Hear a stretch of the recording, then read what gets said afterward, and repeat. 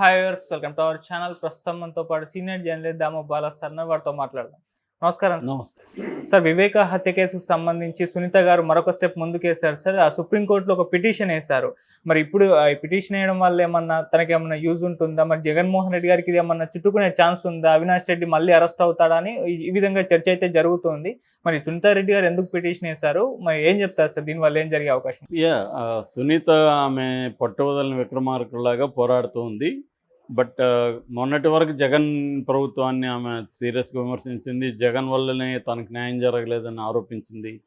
ఇప్పుడు చంద్రబాబు ప్రభుత్వం వచ్చింది. చంద్రబాబు మీద డిపెండ్ అయిన మోడీ ప్రభుత్వం సెంట్రల్లో ఉంది. సో సిబిఐ ఎవరి కంట్రోల్లో ఉంటుంది? సెంట్రల్ గవర్నమెంట్ కంట్రోల్లో ఉంటుంది. సో ఇప్పుడు సెంట్రల్ గవర్నమెంట్ కానీ చంద్రబాబు కానీ గట్టిగా అనుకుంటే సిబిఐ వేగంగా దీంట్లో ముందుకు కదలచ్చు, ట్రయల్కి వెళ్ళొచ్చు. దీంట్లో ఎవరైతే నేరస్తులో వాళ్ళ మీద శిక్షలు పడవచ్చు. లేదు ఆమె ఆరోపిస్తున్నట్టుగా దీని వెనక జగన్ కూడా ఉన్నాడు, భారతిరెడ్డి ఉన్నాడు అనేది ఆమె ఆరోపణ. ఆ ఆరోపణకి తగినట్టుగా వాళ్ళిద్దరిని కూడా ఇప్పుడు దీంట్లో చేర్చవచ్చు. మరి ఇప్పటివరకు అయితే 100 రోజులు అయిపోయింది, ఏమీ జరగలేదు.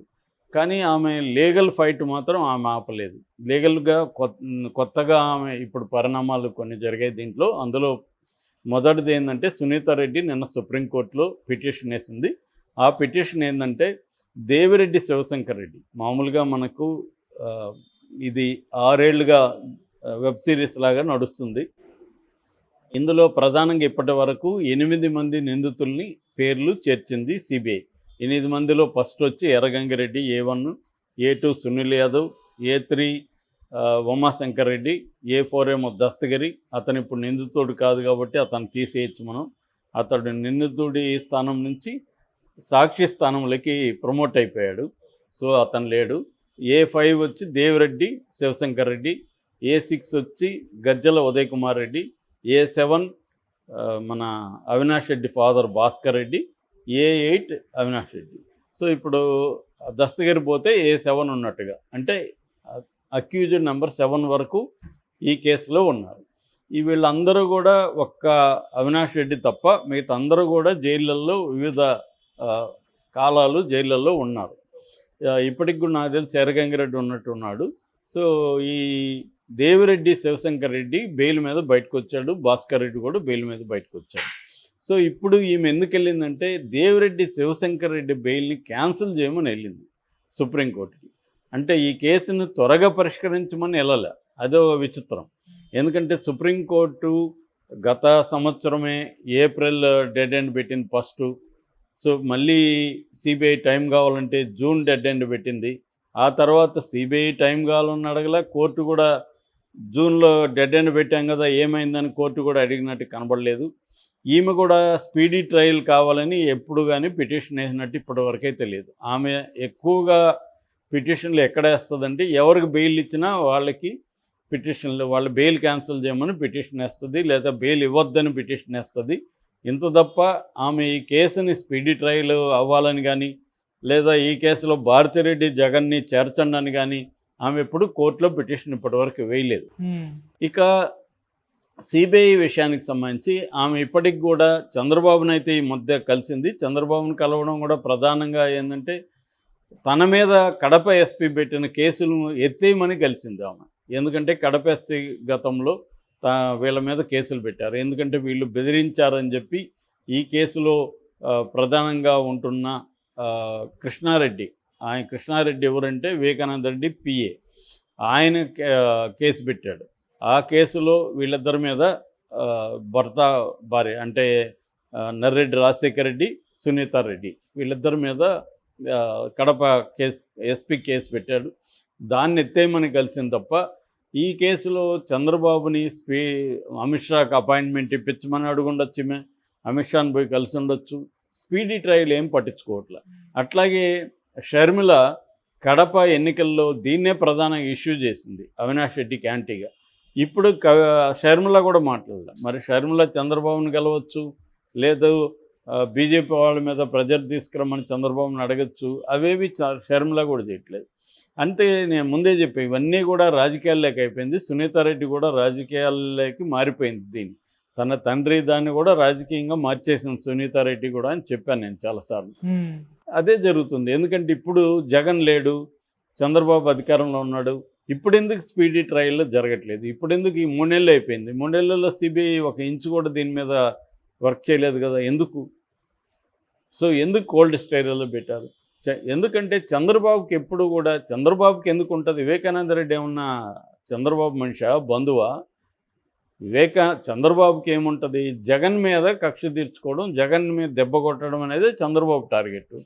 జగన్కి కూడా ఏముంటుంది? రివర్సు, చంద్రబాబుని దెబ్బతీయడం అనే టార్గెట్. అందుకని 2019లో ఈ కేసుని జగన్ ఉపయోగించుకున్నాడు. జగన్కి దీన్ని పరిష్కరించాలని లేదు, ఉండుంటే జగన్ త్వరగానే పరిష్కరించి ఉండేవాడు. జగన్కి కూడా దీన్ని రాజకీయంగా తను వాడుకోవాలనేది జగన్కి కూడా లక్ష్యం. అందుకని 2019లో జగన్ దీన్ని రాజకీయంగా వాడుకున్నాడు. దాని తర్వాత నుంచి చంద్రబాబు దాన్ని రాజకీయంగా వాడుకోవడానికి ట్రై చేస్తూనే ఉన్నాడు. మొన్న ఎన్నికల్లో కూడా చంద్రబాబు ఒక బుక్లెట్ కూడా తీసుకొచ్చాడు, జగనాసుర రక్త చరిత్రని. ఎందుకంటే జగన్ 2019లో నారాసుర రక్త చరిత్ర అని తను కూడా ఒక బుక్లెట్ తెచ్చాడు. ఇలాగ వీళ్ళిద్దరూ పోటీలు పడి ఈ అంశాన్ని తమకు అనుకూలంగా వాడుకుంటున్నారు. ఈమె సునీత బిగినింగ్లో చంద్రబాబుకి వ్యతిరేకంగా జగన్ వైపు నిలబడి ఆమె పోరాడింది. తర్వాత జగన్కి వ్యతిరేకంగా చంద్రబాబు సహాయం తీసుకొని ఆమె పోరాడింది. ఇప్పుడు మరి నిజంగా వాళ్ళ నాన్న మీదే ఆమెకు ఉంటే ఎందుకు ఆమె తన వైపు నుంచి చంద్రబాబుతో గట్టిగా ఎందుకు చెప్పించుకోవట్లేదు? సిబిఐ మీద ఎందుకు ప్రెజర్ పెట్టట్లేదు? ఎందుకు స్పీడీ ట్రయల్కి అడగట్లేదు? ఎందుకు జగన్ని, భారతిరెడ్డిని దీంట్లో చేర్చాలని డిమాండ్ చేయట్లేదు, కోర్టులో పిటిషన్ వేయట్లేదు అనేవి దాని ఏమంటారు, ఆన్సర్ లేని ప్రశ్నలుగా మిగిలిపోయినాయి. అంటే సునీత పోరాటం అంతా కూడా వీళ్ళ జైళ్ళల్లో పెట్టాలనే తప్ప ఈ కేసులు త్వరగా ట్రయల్కి వెళ్ళి శిక్ష పడితే కదా, శిక్ష పడకుండానే బెయిల్ మీద ఎంతకాలం ఉంచుతారు కోర్టులు మాత్రం? కోర్టులు కూడా అనేక సార్లు చెప్తున్నాయి కదా. మొన్న కూడా మనకి కవిత కేసులో కానీ, ఇటు కేజ్రీవాల్ కేసులో కూడా సుప్రీంకోర్టు ఏం చెప్పింది? మీరు లేట్ చేస్తుంటే, అంటే ఒక ఇన్వెస్టిగేటివ్ ఏజెన్సీ లేట్ చేస్తుంటే మీరు ఎప్పుడూ ట్రయల్ వచ్చే వరకు వాళ్ళని మేము పెట్టలేము. Bail is the rule, jail is the exception అనేది చెప్పింది. బెయిల్ ప్రతి పౌరుడి హక్కు, బెయిల్ పొందడం అనేది. ఎందుకంటే article 21 of the Indian constitution ప్రకారం వ్యక్తి స్వేచ్ఛ అనేది ఇంపార్టెంట్. వ్యక్తి స్వేచ్ఛకు భంగం కలిగించినట్టుగా అవుతుంది. ఇప్పుడు ఈమె అడుగుతుండేది అదే, వ్యక్తి స్వేచ్ఛకు భంగం. 5 ఏళ్ళు పైన అయిపోయింది, 3 ఏళ్ళు పైన ఆయన జైల్లో ఉన్నాడు. ఇంకా ఎంతకాలం జైల్లో ఉండాలి ఆయన? ఆయన మీద ఏమైనా కేసు ప్రూవ్ అయ్యి జైల్లో పెడితే అది వేరే విషయం. ఆయన ఒక అండర్ ట్రయలే కాలే కాబట్టి ఒక రిమాండ్ ప్రిజనర్గా ఆయన ఎంతకాలం జైల్లో పెట్టాలి? సో ఈమె అడిగేది ఖచ్చితంగా ప్రజాస్వామ్య వ్యతిరేకమైన డిమాండ్ తప్ప ప్రజాస్వామ్యబద్ధమైన డిమాండ్ కాదు. తన తండ్రి మీద హత్యా ప్రయత్నం చేసి లేదా హత్య చేసిన వాళ్ళని త్వరగా శిక్షించండి అని అడగాలి, కేసుని ట్రయల్కి త్వరగా తీసుకురమ్మని అడగాలి, సిబిఐ మీద ప్రెజర్ పెట్టాలి. అవేం చేయట్లే ఆమె. బెయిల్ మీద వచ్చిన వాళ్ళకి బెయిల్ క్యాన్సిల్ చేయండి అని అడుగుతుంది. సో ఇది విడ్డూరంగా ఉంది. ముందు నుంచి కూడా చెప్తున్న సునీత బిహేవియర్ అంతా కూడా ఈ కేసులో విడ్డూరంగానే ఉంది. సో మన లోతుల్లోకి వెళ్లకుండా పైపైన చూసేవాళ్ళేమో సునీత పోరాటం చేస్తుంది తండ్రి కోసం అంతకులు ఇదంతా మాట్లాడుతుంది. నిజానికి అంతకుముందు 1 year పైన సునీత తండ్రితో కూడా మాటలు లేవు అనేది చెప్తారు. ఆయన ఒంటరిగా ఉంటున్నాడు, వీళ్ళందరూ ఇక్కడ ఉంటున్నారు, ఆయన భార్య కూడా వెళ్తూనే ఉంటుంది. సో వాళ్ళ ఫ్యామిలీలో ఇష్యూస్ ఉన్నాయి, అందరి ఫ్యామిలీలో ఉన్నట్టుగా వాళ్ళ ఫ్యామిలీలో ఉన్నాయి.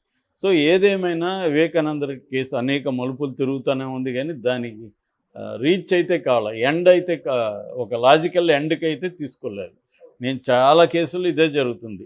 సిబిఐ, ఈడీ కేసుల్లో లాజికల్ ఎండ్కి వెళ్లకుండా ప్రొలాంగ్ అవుతూనే ఉంటాయి. ఇప్పుడు జగన్ది సిబిఐ, ఈడీ 11 ఏళ్ళ పైన జగన్ బెయిల్ మీద బయట ఉన్నాడు. 11 ఏళ్ళుగా ముందుకెళ్ళదు, వెనక్కి వెళ్ళదు కేసు జగన్ మీద. మరి మొన్నటి వరకు అయితే